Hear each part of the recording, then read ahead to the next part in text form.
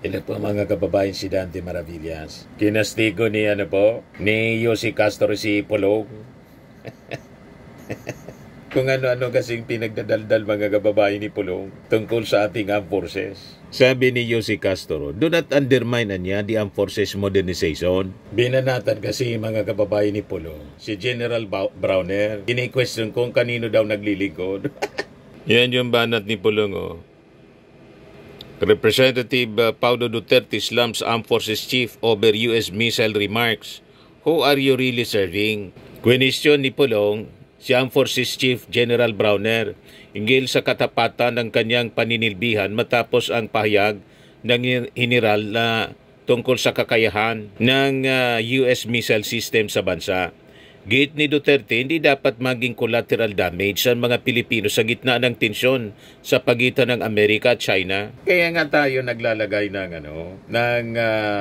mga US missiles dito po sa ating bansa para hindi tayo maliitin ng China. Karapatan natin magpalakas ng armed forces. Ang gusto kasi nila mga kababayan, mahina lang tayo. Yan ang mga sinasabi ng mga pro-China. Para yung China mga kababayan, malaya sa kanilang maitim na plano para sa ating bansa. Hindi naman po maaari ang ganun. Di ba? Sabi kasi po ni General Browner, yung mga US missiles dito, kayang-kayang umabot po sa mainland China. Ang payag ni Browner, kino-consider ni Pulong mga kababayan na provocation sa China. Baliktad po eh. Walang provocation sa atin. Sa atin po, defense. Ang provocation in aggression po, malinaw na galing sa China. Chinese government mismo. Kaya yung tanong niya, kung saan ba naglilingkod, si Browner, dapat tanong niya yon sa sarili niya.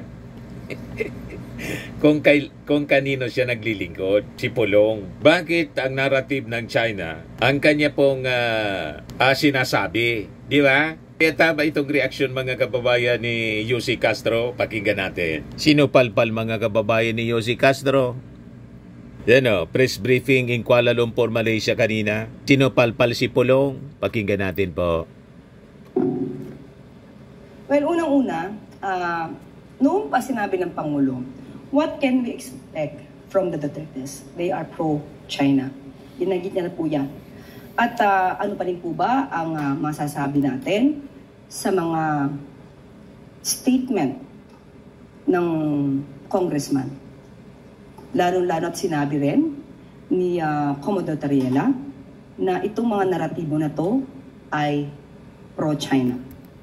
So, sila po ba na mga anak ng dating Pangulong Duterte ay lilihis pa po ba sa sinabi ng dating Pangulo? Pero po tayo dito, kung matatandaan niyo po, sinabi niya, Duterte says he is inutil, cannot do anything against China's aggression. Siguro natatandaan niyo po inutil pala eh. So sila ba, inamin niya, mga anak? Sila po ba ang kukontra sa kanilang ama?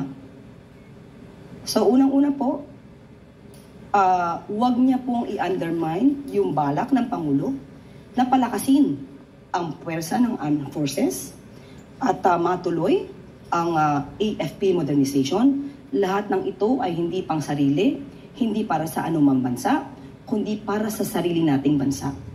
Kailangan nating lumakas ang puwersa natin, hindi para makapaggera, katulad ng sinasabi nila, na pinapanakot nila sa ating mga kababayan, na itong ginagawa ay parang naghahakayat o naghihikayat ng gera. Hindi po yun ang nais ng Pangulo. Kailangan lang pong lumakas din ang ating pwersa at hindi tayo magaya sa nakarang administrasyon na inutil, na ituturing pagdating sa China aggression. Sana madinig din natin sa kanila. Pagka mayroong nagdisgrasya o nasasangkot sa pagwa-water cannon ng bansang China, sana ay maingay din sila. Madinig din natin kung ano ang kanilang mga saloobin sa mga nangyayari sa ating mga mangingisda at sa mga nararamdaman at sinasapit ng ating mga miyembro sa Philippine Coast Guard. O diba? Basag na basag mga kababayan kayo si Castor si Pulong. Ito naman yung sinabi ni Commodore J. Tariela kay Pulong. Ganyan naman lagi ang naratibo nila na huwag tindigan ang West Philippine Sea dahil magkakagira.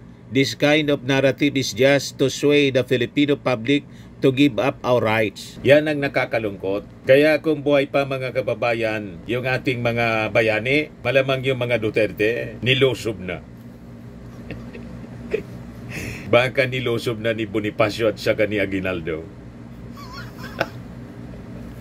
Hindi papayag si Bonifacio saka si Aguinaldo sa posisyon mga kababayan ng mga Duterte dito sa West Philippine Sea. Kasi niya, inaalay namin yung aming buhay pagkatapos isusurrender lang ninyo sa mga Chinese. Di ba? O ngayon, pakinggan natin yung iba pang mga tanong ng ating mga kapatid sa mainstream media sa press briefing ni Yussi Castro sa Kuala Lumpur, Malaysia. In relation dun po sa iba-ibang issue na topic po ng ating Pangulo sa ASEAN Summit. Hindi lang po sa mga member countries ng ASEAN, pati sa iba-ibang mga bansa tulad ng Amerika, Japan, pati China, ASEAN and China. Yung ating Pangulo, mga kababayan, hindi man namimersonal. Hindi pinaglalaban lang ng ating Pangulo yung ating interes ng ating bansa. Yun ang pinaglalaban niya sa ASEAN. Mula po kay Marie Zumali, GMA 7. Good morning, ma'am. Sorry, good afternoon na po pala.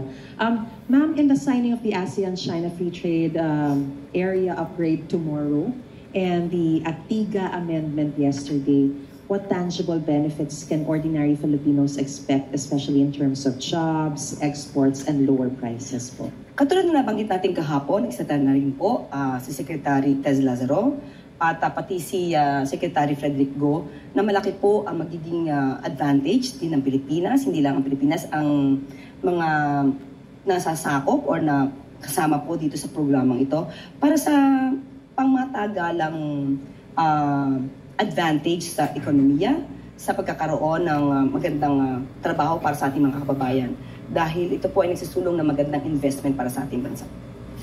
At ang detalye po niyan ay maaari nyo rin po nga itanong sa ating Pangulo bukas po sa kapihan. Thank you, ma'am. Sunod na tanong mula kay Tristan Nadalo, Newswatch Plus. Hi, Yusek. Good morning po. Good afternoon po. Yusek, President Marcos, in his intervention sa US-ASEAN Summit, expressed deep concern, lalo na po sa sitwasyon sa West Philippine Sea and in the South China Sea. Sabi niya nga po, there are clear violations of international law. So, meron po bang reaction, maybe coming from ASEAN or even with the US, when it comes to the President's call for accountability and adherence to international law? Sa ngayon po, sa mga oras na ito ay wala pong nabanggit sa atin ang Pangulo at malamang po ang detalye po kung mayroon man ay maibibigay sa inyo po ng Pangulo during the kapihan. But ito pong pagpapahayag ng Pangulo ng concern sa mga nagaganap sa West Philippine Sea dito po sa ASEAN Summit ay pagpapakita po ng ano po sa mga kababayan natin. Ang kinakailangan lang po natin at mapakita rin po ng ating bansa ay dapat tumutupad po tayo kung ano nasasabi ng batas. Yan lang po ay nauugnay sa international law, sa UNCLOS, at lahat po ng bansa at mas maigi po na mas mainam na sumunod kung ano po ang nasasabi ng batas para hindi po nagkakaroon ng anumang kaguluhan o misinterpretation or misunderstanding ng mga aksyon ng bawat isa. Sunod na tanong mula kay Maricel Halili, TV5. Good afternoon, Yusek. Yusek, some business groups criticize President Marcos for mabagal daw na pagtugon doon sa issue ng corruption. Sabi nila doon sa kanilang letter, so na pa nung sinabi ni Presidente na mahiya naman kayo. But up until now, konti yung nakikita nilang progress. For example, hindi sila nakakakita ng whole departure order, puro lookout bulletin. So what do you want to tell them?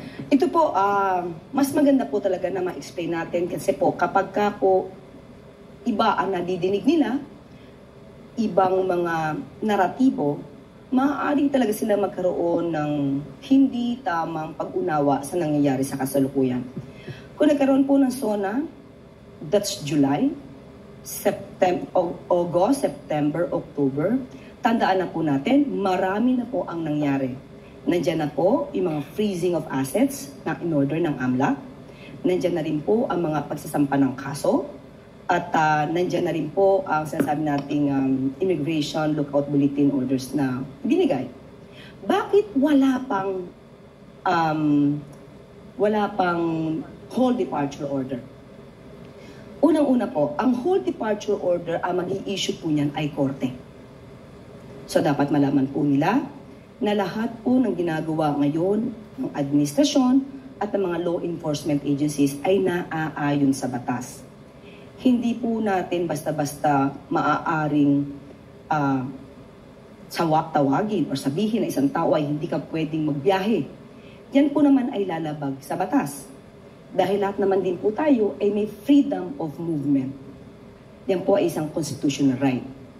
So ang ibig sabihin, kapag ka naman nagpalabas na po ang korte ng warrant of arrest, ito po ay maaaring hilingin sa korte na mag-issue na po ng whole departure order. So, sa mga naiinit, ang pamahalaan po ay nasa tamang pagkilos na naaayon sa batas. Nagmamadali, yes, minamadali lahat, pero hindi natin mamamadali ang lahat, pero mag-violate tayo ng batas at ng human rights. So hintayin po natin dahil may naisa pa na po, iyan naman din po ang pangako ng ombudsman. Magkakaroon rin po ng mga preliminary investigation considering na ang mga dokumento na naibigay sila, na na-file sa kanila, ay hindi na kinakailangan ng fact-finding at didiretso sa preliminary investigation. So hindi po kasi, gusto pong ipaalam sa mga kababayan natin, hindi po agad na pagkabigay po ng complaint, hindi na po dadaan sa preliminary investigation. Hindi po maaaring mangyari yun. Pag kayo po ang nadimanda, sa lahat po ng bumabatikos o nagkikriticize ngayon, pag kayo po ang nadimanda, gugustuhin niyo po ba, pagka-file ng complaint, hindi na kayo makalaga or makabiyahe? Yan po ay, kayo din po ay mabibiktima kapag wala pong due process. So isipin po natin, ang ginagawa ng pamahalaan ngayon ay may katugunan sa due process. Sino man ang madimanda, kayo man o ibang tao, basta due process po ang lagi nating papanatalihin na marespeto. So yun lang po. Sana po maintindihan po nila yan. Po sa issue Correct. of transparency. This is the Congressman Laila De Lima about the SALN of the President saying na dapat siya na yung manguna na magpakita ng SALN and wag na siyang gumaya doon sa previous administration that it seems na ginagamit din na protection ng Ombudsman. What do you want to tell her? Unang-una po, wala naman pong pagpipigil na ginagawa po ang Pangulo. Pero meron po kasing nilabas naman din po ang procedure, ang Office of the Ombudsman. At nakita po natin na ang ginawa naman po ng procedure ng Office of the Ombudsman ay mas liberal. Mas madaling po ma-access ang SALN ng isang public servant. So kung ano po ang sasabi ng Ombudsman, hindi po magpapapigil ang Pangulo.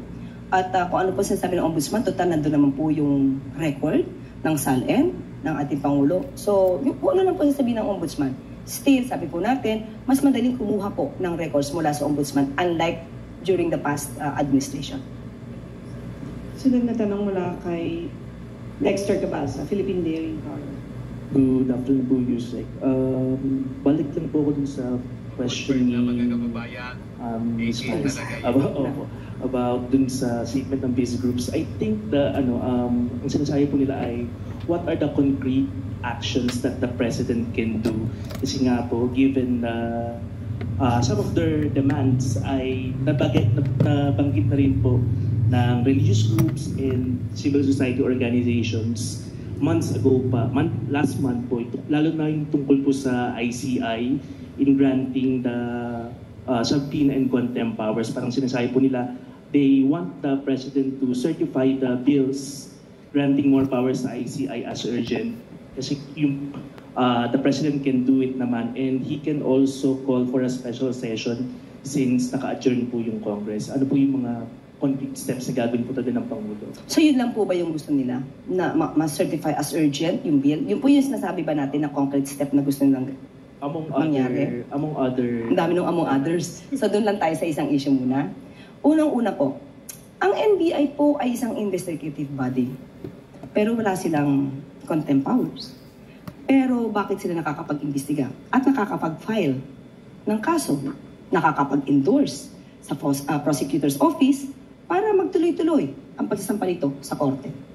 Meron o wala man contempt powers ang ICI, makikita po natin na sila naman po ay pinupuntahan ng mga pinapatawag nila. Ang pag-iimbestiga po, di naman po siguro kinakailangan sa aking pananaw na magkaroon ng contempt powers dahil marami po ang maaari magpasubpina at hindi naman po kinakailangan na pag hindi pumunta yung tao ay bibigyan mo ng punishment, ng imprisonment. Ang body po, ito pong ICI ay isang investigative body, isang independent commission, na ang layo nila po ay makapag-imbestiga ng malaliman. Kung hindi pupunta yung mga taong maaaring involved sa mga anomalyang flood control projects or infrastructure, hindi na po yan kasalanan ng ICI, hindi po yan kasalanan ng Pangulo, yan po ay kasalanan po ng taong pinakatawag kung ayaw nilang madinig. So kung wala nang dinig sa kanila, ang magiging presumption nun, base sa mga dokumentong nakuha ng ICI, ay maaari silang makasuhan. Correct. Maaari silang makasuhan ng mga kasong no bail recommended. Correct. Definitely, aayaw naman sila sa ganun, hindi naman nila magagustuhan yun. Na habang dinidig yung kaso sa korte, ikaw ay nakakulong. So, mas maganda makipag-cooperate sila. Sabi nga natin, kahit walang contempt powers, maaari mag-imbestiga ang ICI. Correct. Sunod na tanong mula kay Bea Kuping Rappler.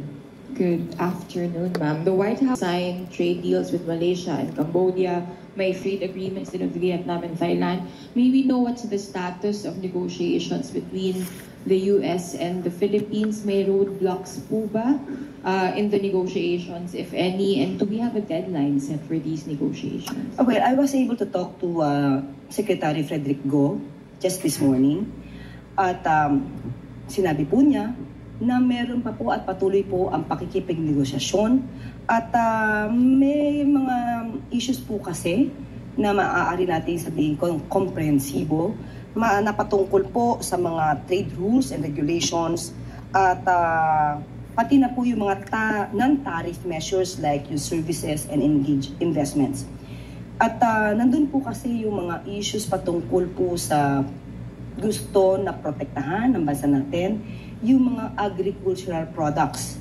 At katulad po ng coconuts, pineapple, sugar, cocoa, electronic products. At yan po, ilan po ito sa mga hindi po sa ngayon makakayang i-negotiate ng basta-basta ng Pilipinas. So, nandun pa rin po ang pakikipag-usap para po yung iba mga produkto natin ay hindi naman po maapektuhan. Sunod na tanong mula kay Harleen Delgado, ABS-CBN.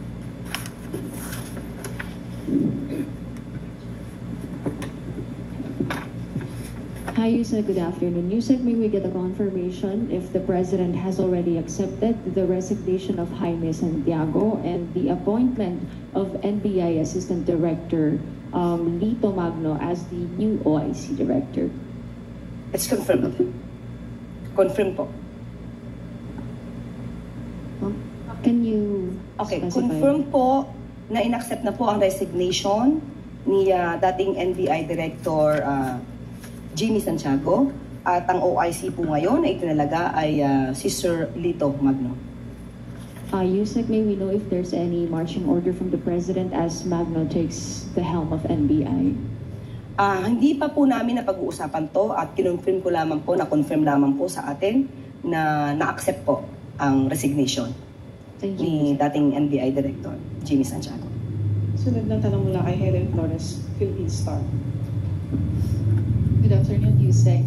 Yusek, may mga photos and videos po of the group photo during the ASEAN-Japan Summit na wala po si President. Would you like to clarify that? Opo, kasi mukhang hindi na bibigyan ng tamang kwento o konteksto yung nangyari.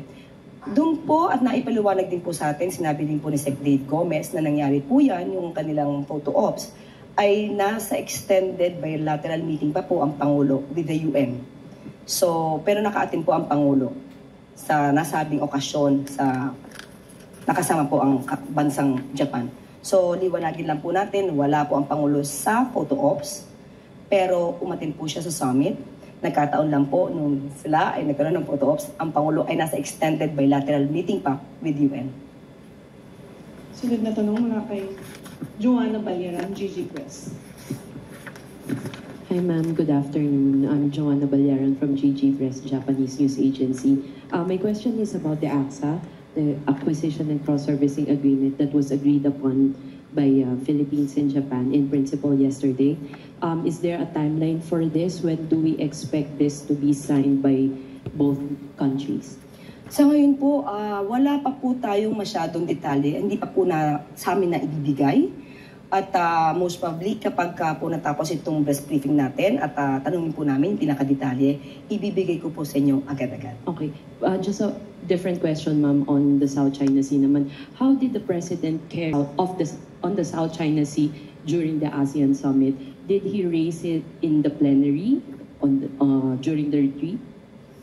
I will rather throw that question at the National Defense and the FA. I haven't received any information on that. Thank you, ma'am.